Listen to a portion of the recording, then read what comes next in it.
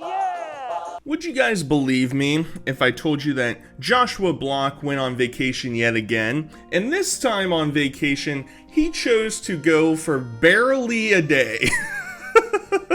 That's basically how it worked out. He flew out the afternoon and got in that evening, and then stayed the following day and flew out the morning after. So he was there for less than 48 hours, and as expected when you're going to the gambling and drinking capital of America, he's gonna gamble and he's gonna drink, and we're gonna get some great interactions with different people, and it's about as what you would expect, I feel like, when Josh is going out there. I just think the whole concept of flying out there just to drink and gamble and then fly right back is really hilarious. So there are a couple people that show up that interact with Josh. It was pretty well documented that people were aware that he was going to be there, and so we're going to meet some characters. We're going to try and do some things with Josh, but as expected, it's probably not going to work out well. He's here in Vegas. We're at the Link Hotel Casino. He is one of them. If you know him, you know him. If you don't, you don't. He's very famous. His name's World of T-Shirts. I was just trying to be nice and say hi to him, but he didn't want to talk, so I wasn't gonna, you know. You want an In-N-Out burger? I'll buy you a burger. Let's go. I'll buy you an In-N-Out burger. I want to help you. I was gonna buy him. You need to have In-N-Out burger. It's awesome. So you got the In-N-Out salesman guy, but the most interesting part, in my opinion, so Josh basically is being cared for. I was going to be saying followed, but he's being cared for by a guy in a red shirt and a guy in a white shirt. Now, Josh's lover boy tendencies are starting to come out. You can tell he's starting to miss Mr. Baste a little bit, understandably so. Mr. Baste is kind of going insane on his own accord without Josh, and Josh is holding this guy's hand. He's being like led around like a child everywhere, and then In-N-Out Burger guy shows up and, hey, let's go get a burger, buddy. You want a burger? And we already understand, Josh has already basically said that he can't really eat food as often anymore. That's kind of like a side effect of when you are like an alcoholic. It's something about the swelling inside of your abdomen makes it difficult for you to feel like you're hungry and you just want to drink. And that's the state that we're at. Obviously, he's having paranoia. The guys with knives are probably going to start showing up. And unfortunately, people do start to interact with him. And we get this really funny moment where Josh is in like a convenience store and the chompers are out, baby. Ever since I hang up on you. Hey, you stop it right there. So I don't know where this dynamic of Josh becoming like in the Alligator Man. And you also saw in the intro, it's very brief. There's a moment where you can see on his right hand, around where his thumb is, there's like a big red welt there. Because Josh is always, you know, biting into his hand. And so he's literally maiming himself. And it's become like a characteristic of himself that, you know, somebody shows up, they're pressing him a little bit too hard. Well, guess what, baby? I don't have to pull out the 9. I gotta pull out the however many teeth I have. Damn, that would have been so much funnier if I was a little bit smarter. But unfortunately, we don't get that. I am live. Don't do that. But I'll give you... You don't want me to. We're having good. I just bought the Uber. We're making good content. I thought after that... Turn off your stream. Okay. Right now. I guess we're ending it. I thought we had a good time going. Do you still want to go there, though?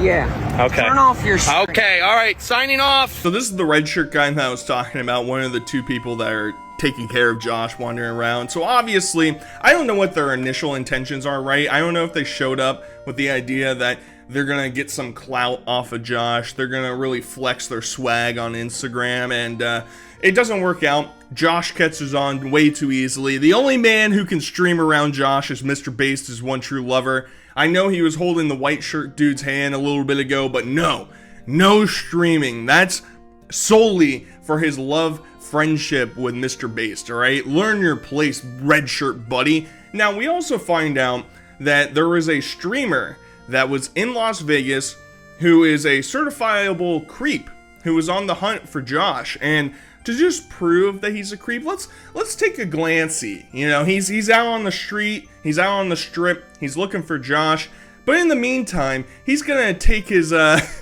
interest to the common public.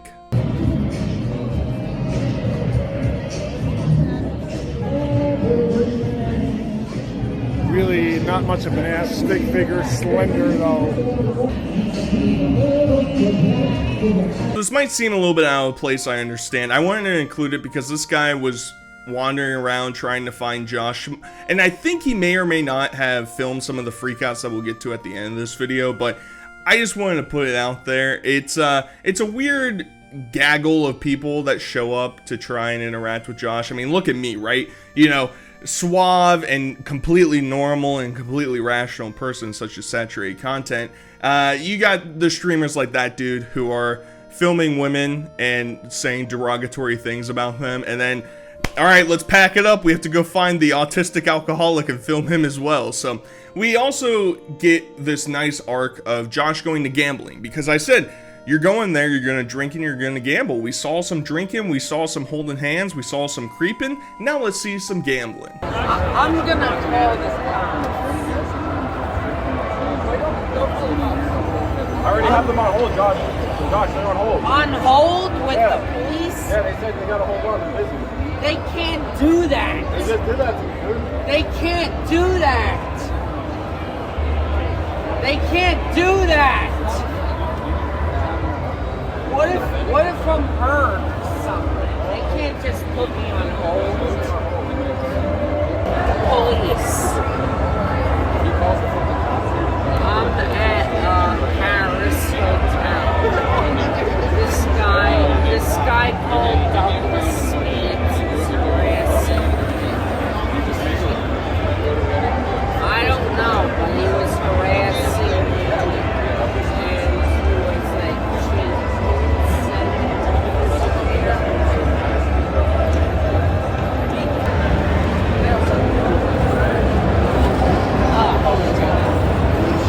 So many people call fucking fucked up like that.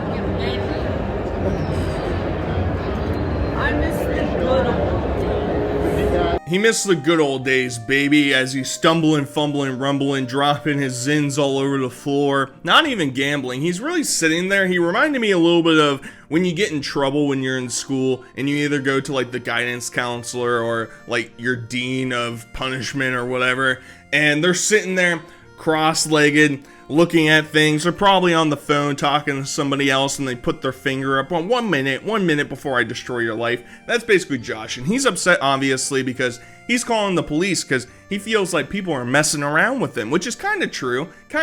Now it starts to devolve into Josh's own psychosis that we've been experiencing previously. Now, to my knowledge, I didn't hear anything of him talking about men with knives chasing after him, so maybe he's a reformed person. Maybe he's completely changed his mind, but it's probably only going to get worse as he falls out of more chairs. I'm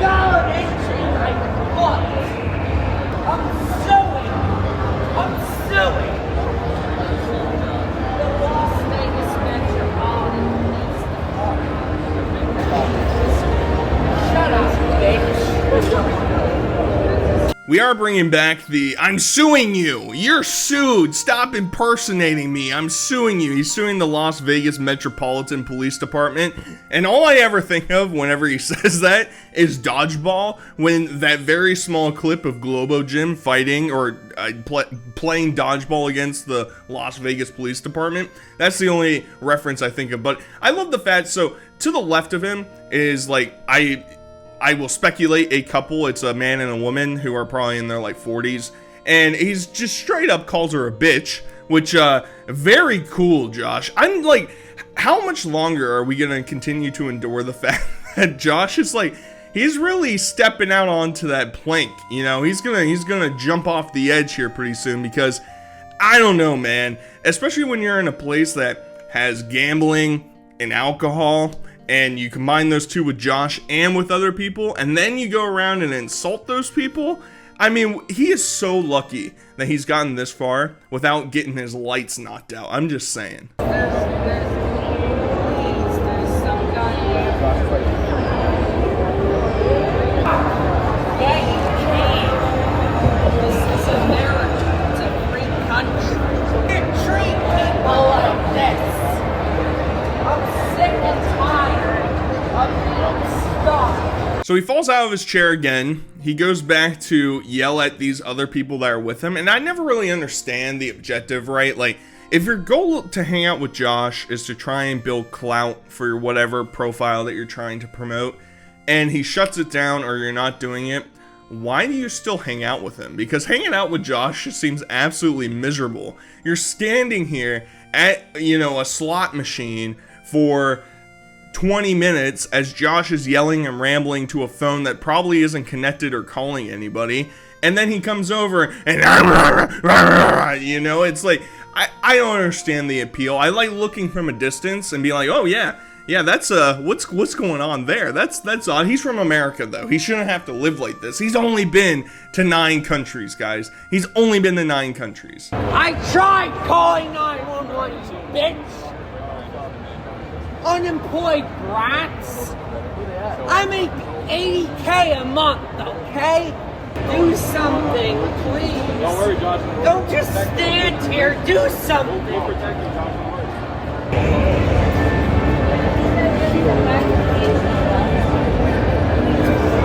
He doesn't deserve to live like this, guys. All of you messing around with him, he doesn't deserve this. He needs to be protected. If only Mr. Based was there, then he could feel 100% safe. He drops all of his shit on the ground once again. You got some ladies standing there looking over him. And now I didn't include the clip, and I wasn't even sure if I was going to talk about it. There are people that were interacting with Josh, and his classic catchphrase, put the fries in the bag. Put the fries in the bag, Josh. Well, people were coming up to him trying to goad him into saying worse things, such as, put the immigrants in the bag. I don't really know what that's in reference to. I'm assuming it's talking about some of the workers that he was encountering. But, Josh is bad enough on his own. It is another thing, and I've pointed this out for multiple different people I've talked about. The people who surround these people tend to try and escalate the issue to be so much worse, and then everybody's supposed to step back and laugh like this is 100% on Josh. It's like, yeah, Josh isn't good, but trying to goad him to do much worse things for your own pleasure, also not great.